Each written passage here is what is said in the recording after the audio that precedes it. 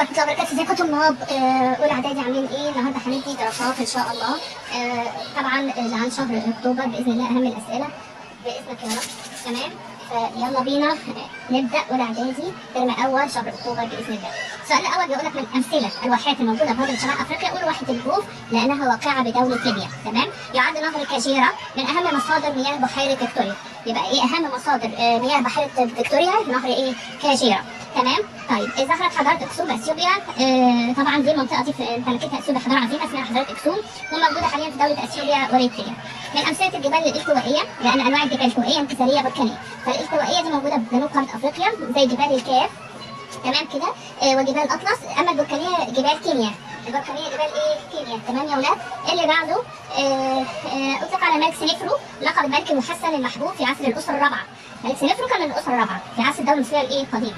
مصر لعبت دور في حفر عشرات الابار في دوله ايه؟ كينيا. كانت لعبت دور في حفر عشرات الابار في دوله ايه؟ كينيا. تمام كده. اللي بعده من الجبال البركانيه، احنا لسه قايلين انواع الجبال بركانيه وايه؟ والتوائيه و الجبال البركانيه والتوائيه. صدقوا نسيت، مش عارفه انا بصور ليه.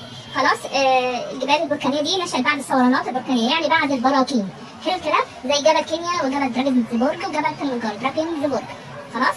طيب الحضاره الاسلاميه كانت في قاره افريقيا، بدات في شبه جزيره سيناء.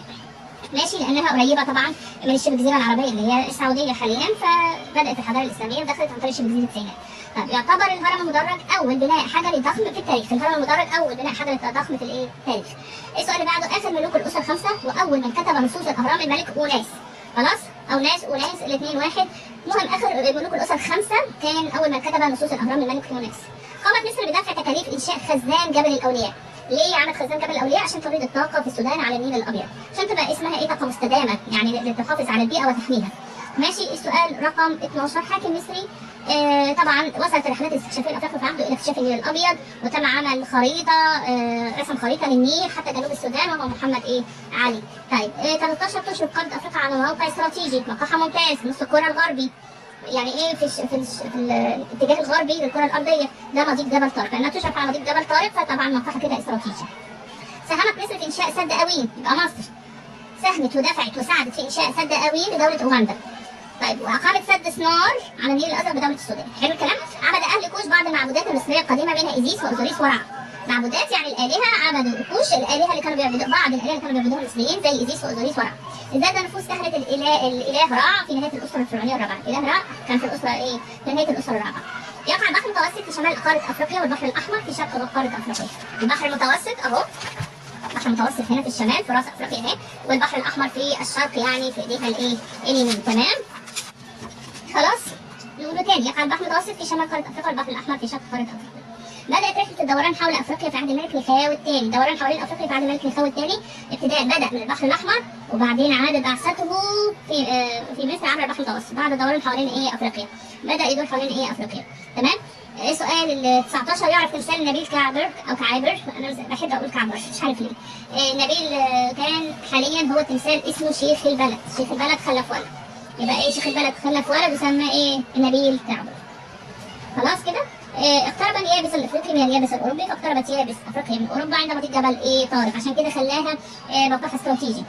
تقترب قاره افريقيا من قاره اسيا عند مضيق باب المندب. خلاص. تبلغ مساحه قاره افريقيا خمس مساحه اليابس في الكره الارضيه، يعني 20% من مساحه اليابس في الكره الارضيه. يعني لو قسمنا الكره الارضيه الى 20 20 20 هنلاقي 20 منهم يعني خمس ال 100% بقت افريقيا. تمام. انتشر بعض المعبودات المصريه القديمه في افريقيا مثل الصقر، كانوا بيعبدوا الصقر، وكان اسمه المعبود حورس التي تشير الى المعبود ايه؟ حورس. نشأت وتعددت الممالك الاسلاميه على السواحل الشرقيه للقاره الافريقيه وامتدت الى هضبه البحيرات الاسطوريه. ساهمت مصر في انشاء مراكز للبحوث المائيه، عملت بحوث عشان تبحث الماء والكلام ده او الكائنات الحيه في دوله تنزانيا. قام الملك مينا او نعرمر بتوحيد مملكتي الشمال والجنوب. مينا موحد القطرين صاحب التاجين، كنا بنقول احنا صغيرين، وكان عنده بدايه العصر الجديد وهو عصر الاسرات. تعتمد الزراعه في سور البحر المتوسط على الامطار. خلاص كده، التي تسقط في فصل ايه؟ الشتاء. السواحل اللي بتطل على البحر المتوسط كلها امطارها ايه؟ شتويه. اشار العالم الجغرافي جمال حمدان الى ان نهر النيل ثنائي المنبع. يعني ايه ثنائي المنبع؟ يعني منابع دائمه ومنابع موسميه. حلو الكلام. حرص المصريون القدماء على اقامه علاقات تجاريه مع الحضارات المجاوره، يعني المصريين كانوا بيتاجروا مع حضارات اخرى زي حضاره كوش وبلاد بونت اللي هي الصومال.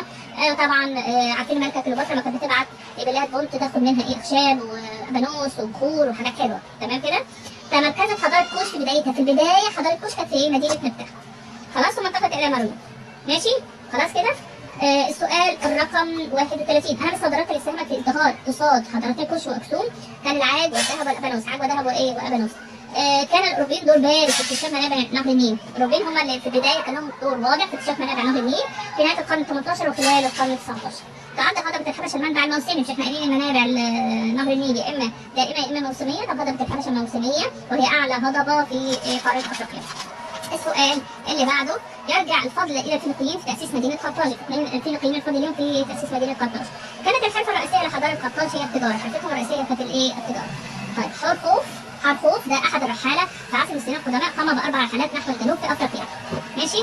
طيب وصلت في عهد الخديوي اسماعيل الدوله المصريه، لاقصى اتساع لها من جهه الجنوب خلال العصر الحديث ليصل الى جنوب دائره الايه؟ الاستواء، ماشي كده. يعني خديوي اسماعيل كان بيوسع في الدوله المصريه، بس كان كل توسعاته في الجنوب ووصل لحد جنوب دائره الاستواء. تشرف قاره افريقيا على ممرات مائيه طبيعيه وبشريه. الممرات المائيه طبيعيه يعني من خلق الله سبحانه وتعالى، بشريه يعني بشر هم اللي حفروها زي قناه السويس لانها دي ايه؟ بشريه. السؤال 38، جميع الدول العربيه التي توجد في قاره افريقيا موجوده كلها دول عربيه شمال الدائره الاستوائيه، تمام كده، فيما عدا جزر القمر هي اللي فين؟ اهي.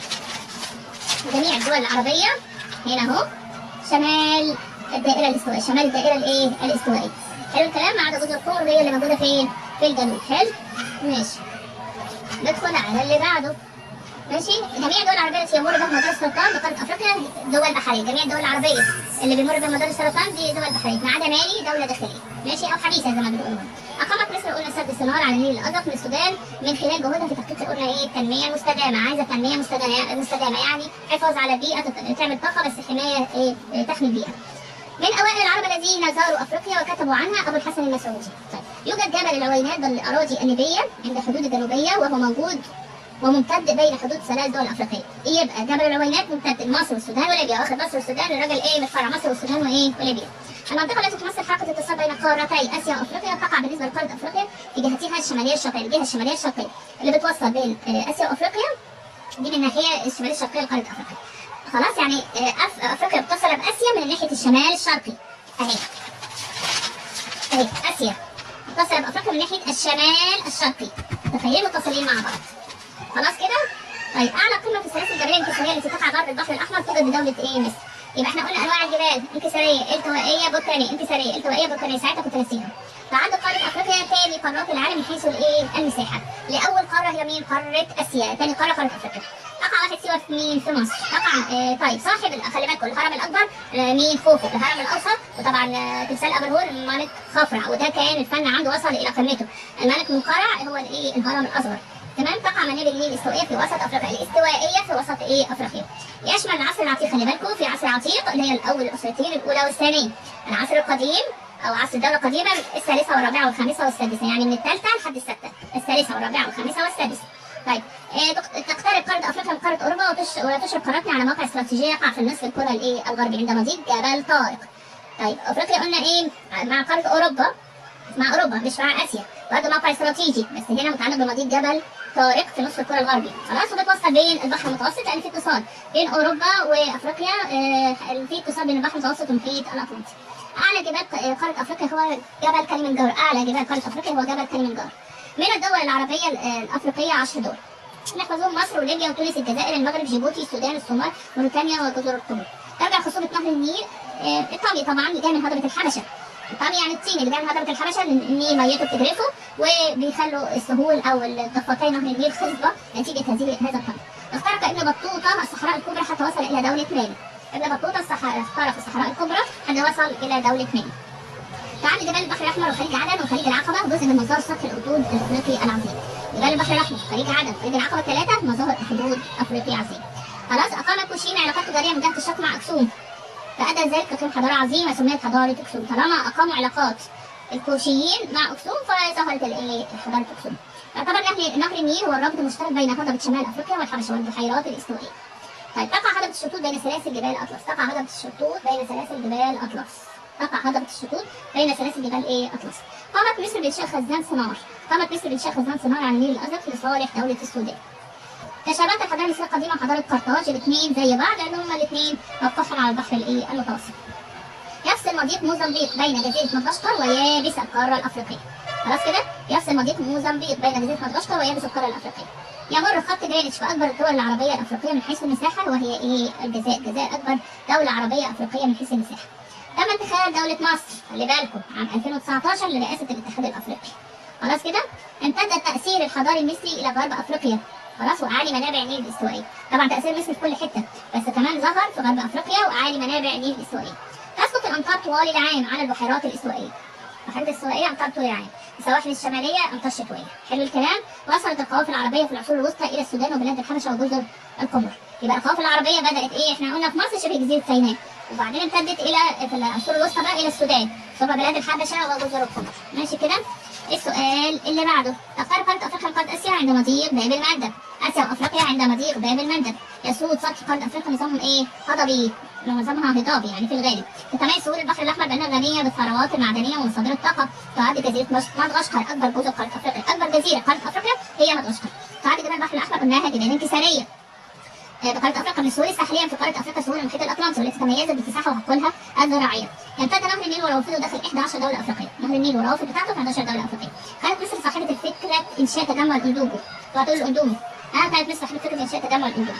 ساهمت مصر في إنشاء مراكز البحوث المائية في دولة تنزانيا. تقع واحد سيوة في مصر. واحد سيوة موجودة فين في مصر؟ صاحب الهرم احنا قلناها 100 مرة. الهرم الأكبر خوفو، الهرم الأوسط خفرع، الهرم الأصغر منقرع.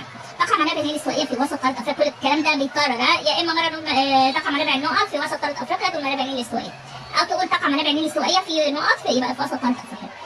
الدولة العربية الأفريقية الوحيدة التي يمر بخط الاستواء هي الصومال. الدولة العربية الوحيدة اللي بيمر بخط الاستواء هي الصومال، لأنها يقع في الجزء الجنوبي منها. خلاص؟ يعني خط الاستواء في الجزء الجنوبي من الصومال. خلاص كده؟ وكمان في النص الجنوبي من الكرة الأرضية. الصومال بتقع في النص الجنوبي من الكرة الأرضية، وهذا يؤثر على مناخها. بينما النتائج المترتبة على ممكن يقول لك إن مرور خط الاستواء بالصومال، هذا الإجابة هذا يؤثر على مناخها. هذا يؤثر على على مناخها، أكيد هيخلي درجة حرارتها عالية جدا. ماشي. دولة عربية تتسع بها السهول الساحلية في قارة آسيا وهي دولة السعودية. فيها سهول ساحلية خاصة إنها بتطل على البحر الأحمر. تمام كده؟ طيب الدول الحبيسة في أفريقيا 16 دولة، مش مهم أنتوا تحفظوا أساميهم. الدول الساحلية قارة آسيا 38 دولة ساحلية. خلاص؟ وليها كمان سواحل ودول جزرية. جزرية يعني محيطة، جزر يعني. طب الدول الساحلية شمال أفريقيا 6. الدول الساحلية شمال أفريقيا 6 دول، احنا عارفين مصر وليبيا تونس الجزائر المغرب والمغرب. مش كده؟ يعني مصر وليبيا وتونس والجزائر والمغرب وموريتانيا. تمام كده يا ولاد؟ ماشي؟ ماشي. الدول الساحلية بشمال أفريقيا تطل على البحر المتوسط والأحمر. مصر دولة ساحلية شمال أفريقيا، احنا موجودين في الشمال الشرقي وقارة أفريقيا، بنطل من الشمال على البحر المتوسط ومن الشرق على البحر الأحمر. يبقى دولة مين؟ مصر. الدول الساحلية تطل على المحيط الأطلنطي أو اسمه الأطلسي 22 دولة، منهم 3 دول و3 دول جزرية أو جزيرة يعني. خلاص كده؟ الدول الساحلية الأفريقية تطل على المحيط الهندي 9 دول، 5 دول والتسعة كلها على بعضها 5 دول و4 جزرية. خلاص كده؟ عدد الدول الجزرية الساحلية الأفريقية تقع في المحيط الأطلنطي والمحيط الهندي 7 دول. خلاص كده؟ تطل دولة جنوب أفريقيا على المحيط الأطلنطي والمحيط الهندي. دولة جنوب أفريقيا تطل على المحيط الأطلنطي أو الأطلسي والمحيط الهندي. تشارك دولة جنوب أفريقيا والمغرب أنهم يطلون على المحيط الأطلنطي من جهة الغرب والمحيط الهندي من جهة الشرق وجنوب الشرق. ويختلفان من أن دولة جنوب أفريقيا تطل على مسطحي مائيين. جنوب أفريقيا تطل على مسطحي مائيين وهما المحيط الهندي، ودولة المغرب أنها تطل على البحر الأبيض المتوسط من الشمال. كما تطل على المحيط الأطلنطي غربا. طيب خلاص؟ تطل دولة المغرب على المحيط الأطلنطي غربا والبحر المتوسط شمالا. المغرب غربا تطل على المحيط الأطلنطي شمالا على البحر المتوسط. حلو الكلام؟ ندخل على اللي بعده. خلاص. يمر مدار الجدي في قارة أفريقيا بدولة ناميبيا. مدار الجدي دولة أفريقيا في قارة أفريقيا بدولة ناميبيا. دولة عربية أفريقية تقع في المحيط الهندي هي جزر القمر. عربية أفريقية تقع في المحيط الهندي هي جزر القمر. الممر المائي الذي يقع في نص الكرة الغربية الكرة الأرضية ويشرف عليه قارة أفريقيا ومضيق جبل طارق. الدولة الأفريقية التي تقع في نص الكرة الأرضية الشمالي والجنوبي هي الكونغو الديمقراطية. القارة الوحيدة في العالم التي تقع في نص الكرة الشمالي والجنوبي والغربي والشرقي إنها قارة أفريقيا. الدولة العربية الأفريقية التي يمر بخط جرينتش هي دولة الجزائر. دولة عربية احنا لسه قايلين خط الدولة العربية الأفريقية خط جرينتش جاء جرينتش جاء جزائر جاء جرينتش جاء جزائر، وهي أكبر المساحات في الدول العربية الأفريقية. تمام؟ طيب الدولة الأفريقية تمر بخط جرينتش 5 دول. خلاص؟ هي الجزائر، مالي، بوركينا فاسو، توغو، غانا. حلو الكلام ده. بس الجزائر الوحيده الدوله العربيه. انما لو قال لك من الدول العربيه الافريقيه اللي بتمر بخط الجرينتش، قول اي دوله: الجزائر، مالي، بوركينا فاسو، توغو، غانا، كلها دول افريقيه وليست عربيه. الوحيده العربيه الجزائر، او ركزوا قوي، الوحيده العربيه الجزائر، دوله عربيه وموجوده في افريقيا، زي ما في دول عربيه موجوده في اسيا زي السعوديه مثلا. تمام كده؟ طيب يصل مضيق جبل طارق بين البحر المتوسط والمحيط الاطلنطي. يقع حوالي ثلثي مساحه قاره افريقيا في نص الكره الارضيه الشمالي. طيب مساحه تلتين مساحه قاره افريقيا في الشمال، والتلت اللي فاضل في الجنوب. ركزوا قوي. طيب رسم نسبه مساحه قاره افريقيا بالنسبه لمساحه اليابس. بصوا اليابس يعملوه كانها الكره الارضيه، وقسموها على 5 ولونوا جزء واحد ده اللي هو 20% او الخمس. مركزين؟ طيب المسطح المائي الذي يحد قاره افريقيا من جهه الشمال بحر المتوسط، احنا حافظين، ويفصلها عن قاره ايه؟ اوروبا. اهو بحر المتوسط، قاره اوروبا الحته البيضاء دي وقدام بقى، ده يفصل قاره ايه؟ افريقيا عن قاره اوروبا ومن جهه الايه؟ الشمال. خلاص كده؟ طيب يحد المحيط الاطلنطي قاره افريقيا من جهه الغرب. المحيط الاطلنطي يحد قاره افريقيا اهو من جهه ايه؟ الغرب، شمال جنوب شرق غرب. خلاص كده؟ طيب تطل قاره افريقيا من جهه الشرق على البحر الاحمر التي يفصلها عن قاره اسيا. اهو البحر الاحمر بيفصل قاره اسيا هنا اهي. خلاص كده؟ تمام. ماشي. تجاور اكبر قارات العالم مساحه من جهه الشرق قاره افريقيا وتتصل بها بريا. اكبر قارات العالم اللي هي مين؟ اسيا. ممكن يقول لك تجاور قاره اسيا قاره افريقيا من جهه الشرق ولا متصله بها بريا؟ تتصل بها بريا عن طريق شبه جزيره سيناء. خلي بالكم، تتصل بها بريا عن طريق شبه جزيره سيناء، وانتقلت الحضاره من قاره افريقيا الى قاره اسيا، من قاره اسيا الى قاره افريقيا عن طريق شبه جزيره سيناء. القاره الوحيده التي تتصل بقاره افريقيا بريا هي قاره اسيا. افريقيا واوروبا بحريا، متصله بحريا. افريقيا واي دوله ثانيه واي قارات ثانيه بيتصل بحريا، ما عدا قاره اسيا بتتصل بها عن طريق شبه جزيره سيناء. نشأت حضاره قرطاج في تونس حاليا. قرطاج نشأت زمان بس هي اسمها حاليا ايه؟ تونس. من اقدم الحضارات التي نشأت على ارض قاره افريقيا حضاره كوش في السودان. كوش في السودان اقدم الحضارات. ارسل الملك الخاو بعثه للدوران حول افريقيا 3 سنين، بدات من البحر الاحمر ورجعت ايه؟ دوران حوالين افريقيا، مرت بجبل طارق، مضيق جبل طارق. تمام كده؟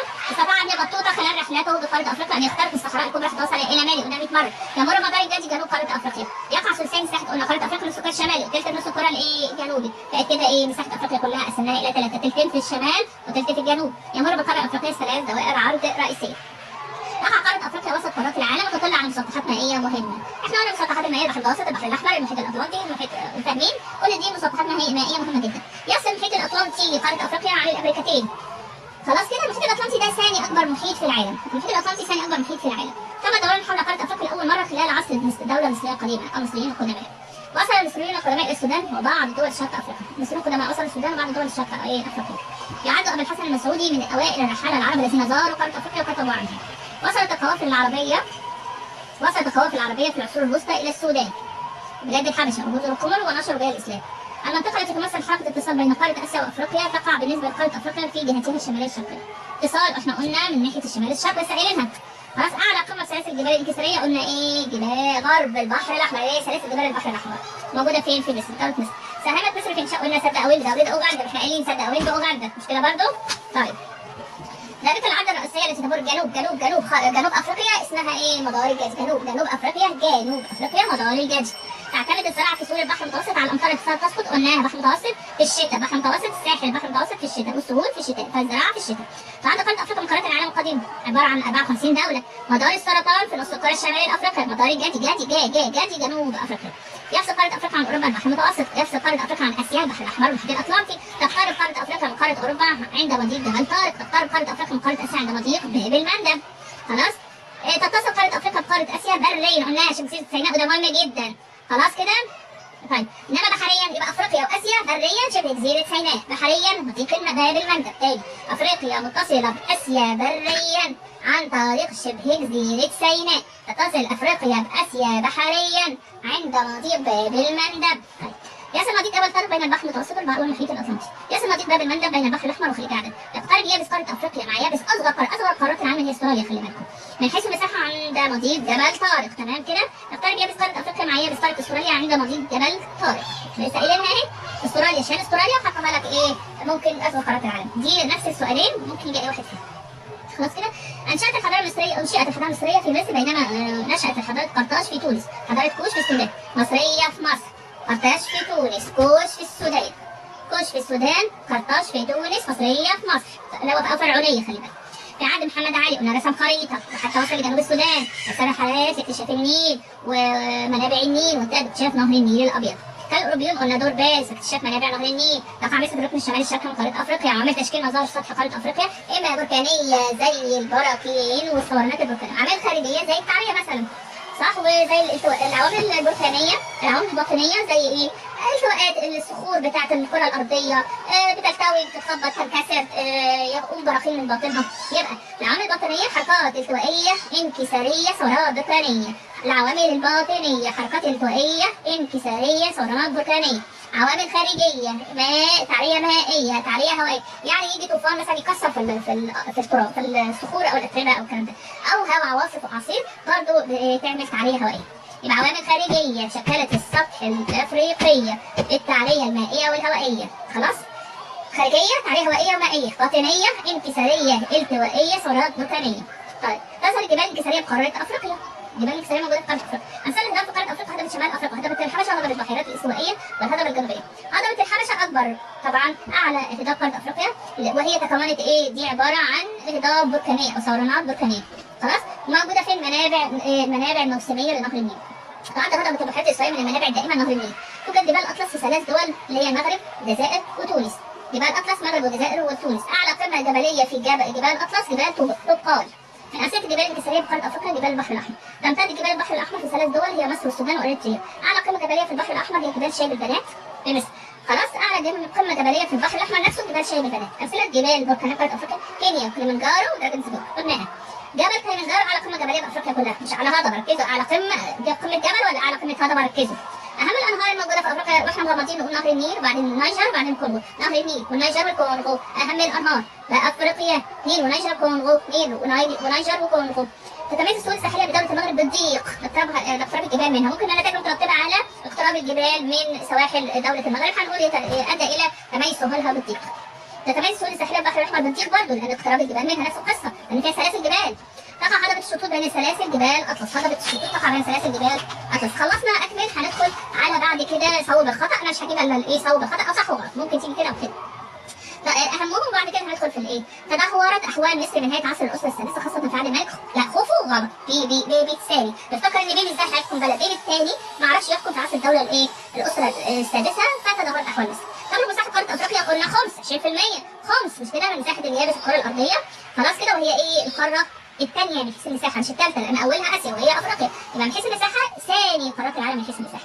تمتلك اثيوبيا حضاره عظيمه قديمه عارفه باسم يقول قرطاج، احنا قلنا قرطاج في تونس مش في السودان مش في اثيوبيا، يبقى اكسوم. خلاص، تمتلك اثيوبيا حضاره اكسوم، اثيوبيا اكسوم.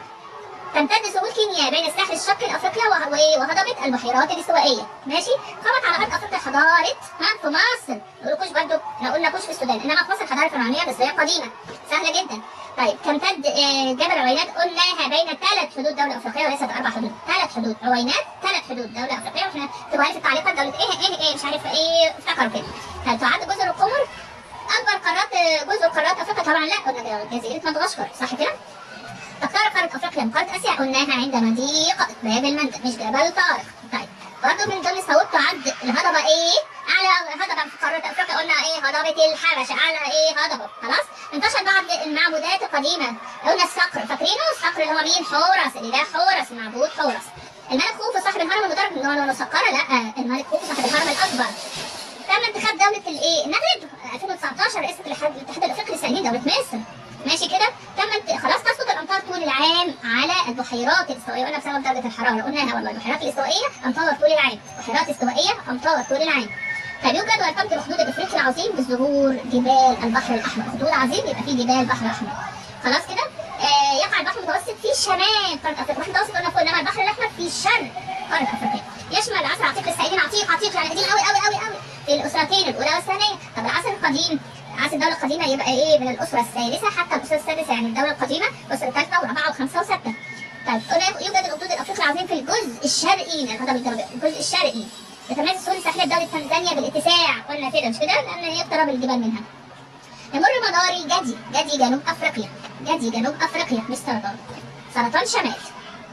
تتميز سهول البحر المتوسط بوجود نباتات طبيعيه تعتمد على سقوط الامطار في امتى؟ بحر المتوسط شتاء، بحر المتوسط تتخيلوا بقى المناطق الساحليه زي الاسكندريه والحتت دي كلها تسقط الامطار شتويه، تنحدر هضبه شمال افريقيا تتجه نحو الشمال، شمال افريقيا تنحدر نحو الشمال، شمال افريقيا تنحدر نحو الشمال. طيب تعد جبال طبقال بالجزائر اعلى قمه جبليه في سلسله جبال اطلس. طبقال بالمغرب، طبقال بالمغرب، طبقال مغرب. يعد نهر الصباط ونهر عبارة من روافد المنابع الموسمية لنهر النيل، تبقى موسمية مش دائما مش استوائية.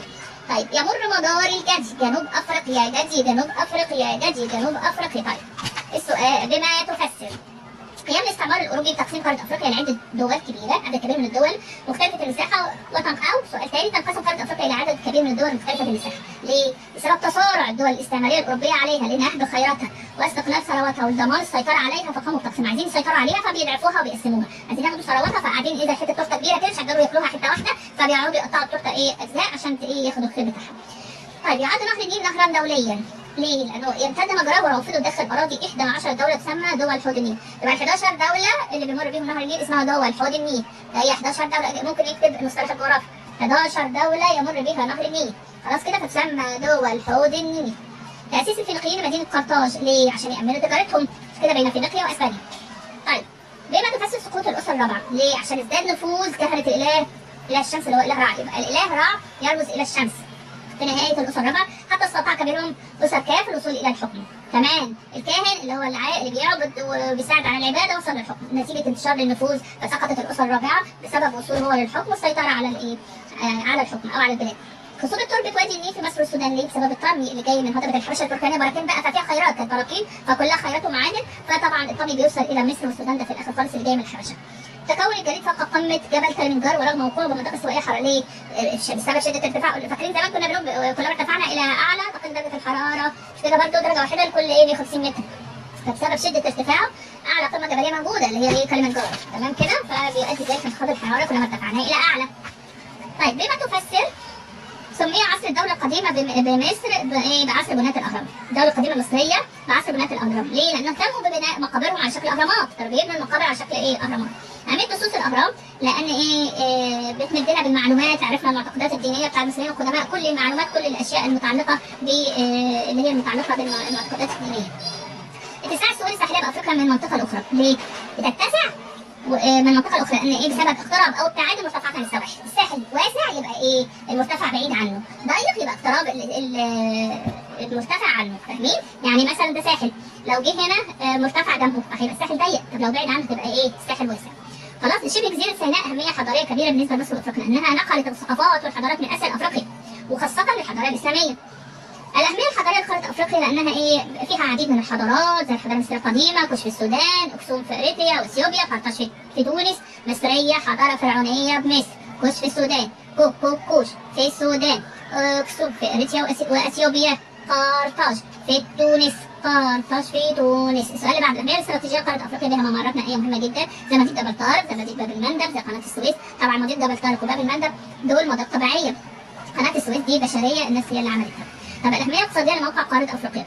الأهمية الاقتصادية لموقع قارة أفريقيا بسبب الموقع الجغرافي اللي أدى إلى تحكمها في طرق الملاحة العالمية. خلاص كده؟ يبقى الأهمية الاقتصادية لموقع قارة أفريقيا بسبب الموقع الجغرافي اللي أدى لتحكمها في طرق الملاحة العالمية. ماشي كده؟ والموقع الفلكي الذي أدى إلى تنوع المناخ، وبالتالي تنوع نباتات طبيعية، حيوانات، محاصيل زراعية، كل دي فوائد. يبقى موقعها الجغرافي بتتحكم في ملاحة طرق ملاحة جميلة جدا عالمية. فلكي ليها تعدد وتنوع مناخ وفاكهة وخضروات وحيوانات ونباتات طبعا طبيعية ومحاصيل زراعية وزي الفل. استدامة جريان نهر النيل ووصوله إلى مصر. ليه؟ لأنه ثنائي المنبع في دائم زي بحيرات الاستوائية، هضبة البحيرات الاستوائية، ومنبع موسمي زي هضبة الحبشة. تكون الجليد في فوق قمة جبال كليمنجارو ورغم وقوعه بالمنطقة الاستوائية لسه قايلينها عشان شدة الارتفاع، فكلما ارتفعنا إلى أعلى تقل درجات الحرارة، فهي أعلى قمة جبلية في أفريقيا. كلما ارتفعنا ب 50 درجة بتقل درجة الحرارة درجة واحدة، هي عالية جدا فلازم تقل. الأهمية الاقتصادية لسور البحر الأحمر غنية بالمعادن، قلنا سور البحر الأحمر مهمة جدا غنية معادن وثروات معدنية ومصادر طاقة. تعرف هضبة الحبشة بأنها منبع استوائي نهر النيل لأن أمطارها تسقط غزارة في الصيف، فموسمي يعني مواسم. تتميز هضبة الحبشة بخصوبة التربة لأنها أساسا هي هضبة بركانية، فطبعا الضفاف البركانية والثروات اللي جاية من باطن الأرض استغاثت عليها هضبة الحبشة. طيب أسسوا البرتغال، طبعا أسسوا المواني ومراكز تجارية عن طريق رأس الرجاء الصالح. ليه؟ عشان يأمنوا البرتغاليون يأمنوا الملاحة والتجارة، يأمنوا يبقى تاني أساس وتأسيس البرتغاليون المواني ومراكز تجارية على طريق رأس الرجاء الصالح عشان يأمنوا الملاحة والتجارة، يأمنوا الملاحة والتجارة بتاعتهم. تتميز سهول البحر المتوسط بالضيق في بلاد المغرب، قلناها عشان الايه؟ الجبال تقترب، جبال اطلس بتقترب من الساحل، اما نقول تضيق يبقى على طول اقترب الجبال منها. تتسع يبقى ايه؟ بعد الجبال عنها. خصوبة تربة وادي النيل في مصر السودان قلنا بسبب الطريق كتير لنهر النيل جايبه من هضبة الحبشه اللي جايه من البراكين، وكل ده فايده. مساهمة مصر في انشاء خزان جبل الاولياء عشان ايه؟ احنا لسه قايلينها قدام، توليد الطاقه الكهربائيه، وكمان الطاقه المستدامه، توفير الطاقه المستدامه اللي هي تعمل على حمايه البيئه. الاهميه الاقتصاديه لجبال افريقيا، طبعا جبال افريقيا، قاره افريقيا تساهم في دعم العديد من الانشطه الاقتصاديه زي السياحه، الناس تتفرج لانها مناظر خلابه، السياح ينجذبوا، نشاط التعدين والصناعه، لان اكيد تحت الجبال دي في معادن، غير الثروات المعدنيه. طبعا الثروات المعدنيه بندخلها في صناعات الحديد، الذهب، الفضه، النحاس، حديد، ذهب، فضه، نحاس. فالجبال غنيه سبحان الله بمعادن كتير جدا. ظهور العديد من الحضارات القديمه في افريقيا بسبب المقومات الطبيعيه، المقومات البشريه الطبيعيه طبعا، مناخ موقعها متميز، ثرواتها المتعدده، مياه العذبه، نباتات الطبيعيه، ثروه حيوانيه، معادن، مصادر طاقه، كل دي مقومات طبيعيه. يبقى موقعها متميز، الثروات الطبيعيه متعدده، مياه عذبه، الثروات الطبيعيه من عند ربنا، مياه عذبه، نباتات طبيعيه، ثروات حيوانيه، معادن، مصادر طاقه. مقومات بشريه، كثره عدد سكانها، استثمار الثروات والموارد الطبيعيه في انشاء حضارات عريقه، السكان كتير فبقوا يستثمروا هذه الموارد عشان يعملوا حضارات منذ الاف السنين. تمام كده؟ طيب خصوبة التربة في هضبة الحبشه قلنا 100 مرة، النتائج المترتبة على خصوبة التربة أدى لقيام زراعة وحضارة نشأت في أثيوبيا. تنوع المناخ في قارة أفريقيا أدى إلى تنوع النباتات، وفي حيوانات، ما هو النباتات في حيوانات معينة تاكلها وحيوانات ثانية ما تاكلهاش، فأدى إلى تنوع النباتات الطبيعية وتنوع الحيوانات في المحاصيل الزراعية. تقسيم الأوروبيين قارة أفريقيا لعدد من الدول والنهب خيراتها أدى إلى طبعا أفريقيا عانت من الفقر والجهل، رغم أنها عندها ثروات طبيعية متعددة. انتخاب مصر لرئاسة الاتحاد الأفريقي عام 2019 فأدى وجود فرصة قوية لمصر الريادي عشان تبقى رائدة وقائدة وتدعم علاقتها مع الدول الشعوب القارة الأفريقية. طيب النتائج المترتبة على الإرسال أو بما تفسر، أرسل محمد علي رحلات شاف منابع النيل فاستطاع يكتشف النيل الأبيض، وده أحد منابع النيل، ورسم خريطة من النيل حتى جنوب السودان. طيب السؤال اللي بعده، ارتفاع الشديد لجبال كليمنجارو فأدى لوجود جليد فيها رغم أنها موجودة فين؟ في المناطق الاستوائية الحارة. الموقع المتميز لمدينة قرطاج فجعلتها تعمل مملكة قوية حكمت معظم ساحل شمال أفريقيا وبعض جزر البحر المتوسط. تمام كده؟ طيب ندخل في اللي بعده. لمن تنسب الأعمال الآتية؟ صح الأول بناء حجري ضخم اللي هو مين؟ ملك زوسر، اوعى تقول سقارة، لا، أول بناء حجري زوسر، أول بناء حجري زوسر. طيب أول ملك كتب ودون النصوص الدينية حتى على جدران الأهرام، وهو آخر ملوك الأسرة الخمسة، الملك كوناس. طيب ملك مصر القديم أرسل بعثته للدوران حول أفريقيا، ملك نخاو تاني. من أوائل العرب الذين زاروا أفريقيا كتب عنها قلنا مين؟ أبو الحسن المسعودي. تقسيم قارة أفريقيا لدول مختلفة المساحة ده عبارة عن دول استعمارية اللي عملت كده، قسمت قارة أفريقيا. أرسل أسوار بحرية لبلاد فينيقيا لإحضار الأخشاب الأرز هو الملك سينفرو مفيش شيء. تمام؟ طيب اللي بعده من تنسب الأعمال الآتية كامل برضه. أحد الرحالة، ماشي، أحد الرحالة في عصر مصر القدماء أقام بأربع رحلات نحو الجنوب في أفريقيا في عهده في عصر الدولة القديمة الرحالة حارخوف. حاكم مصري وسط الرحلات الاستكشافية لأفريقيا في عهده أدى إلى اكتشاف النيل الأبيض ورسم خريطة للنيل حتى جنوب السودان. هو مين؟ الحاج محمد علي باشا. صاحب الهرم الأكبر وثاني ملوك الأسرة الرابعة والملك خوفو. أمر بنحت تمثال يظهر بجسم أسد ورأس إنسان وبناء الهرم الأوسط الملك خفرع. أول من شهد معابد الشمس المكشوفة في أبي سير وهو مؤسس الأسرة الخمسة الملك بوصركاف. قام بتوحيد مملكتي الشمال والجنوب وصاحب تاج واحد، وكان عنده بداية عصر الأسرات، العصر الجديد، الملك نعرمر أو مينا أو نرمر. تمام كده؟ أحد ملوك الأسرة السادسة وضعف خلالها عهد سلطة الحكومة المركزية. طبعا بيبي، وفي بيبي من الأسرة السادسة ده هيعرف يحكم، الملك بيبي الثاني، الأمير الذي بدأ في عهده محاولة البطولية اكتشاف أفريقيا في القرن ال15، الأمير هنري الملاح. رحالة عربي قام برحلات مهمة في شمال وغرب قارة أفريقيا حتى وصل إلى مالي، وأنا مالي يا ابن بطوطة. وصلت في عهد الدولة المصرية لأقصى اتساع لها من جهة الجنوب خلال العصر الحديث الخديوي إسماعيل. هندخل على النتائج المترتبة على اقتراب جبال البحر الأحمر من الساحل الشرقي لأفريقيا. نتج عن الاقتراب ده من الساحل ده ضيق، مش احنا قلنا أي جبل يقترب يبقى ضيق ساحله، أي جبل بيبعد عن الساحل يبقى اتساع هذا الساحل. أهو نتج عن اقتراب جبال البحر الأحمر من الساحل الشرقي لأفريقيا ضيق السواحل الشرقية المطلة على البحر الأحمر. سهلة؟ طيب النتائج المترتبة على قدرة سكان قارة أفريقيا قديما على استثمار الثروات الطبيعية في دولة حوض نهر النيل، استثمارها في قيام حضارات.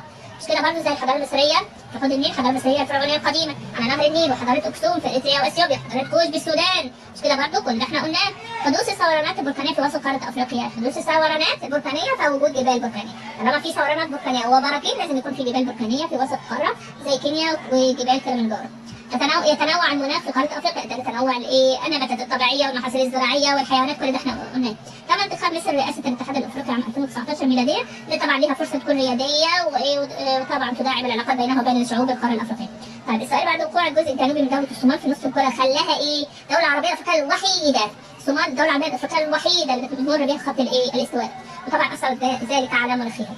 طيب ان افريقيا هي القاره الوحيده اللي تمتد عبر جميع انصاف الكره الاربعه، نص الكره الشمال، نص الكره الجنوب، نص الكره الشرقي، نص الكره الغربي، يعني هي في نص العالم. طيب فعبر نص الكره الشمالي والجنوبي يؤدي الى ان ايه؟ يعبر خط الاستواء، والشرقي والغربي يعبرها ايه؟ خط الرينج، يعني خطين بيمروا عليه، الدائري والطولي. خط الاستواء بيمر عليها في الشمال والجنوب، خط الرينج شرق وغرب، فل الفل كده، مش كده برضه؟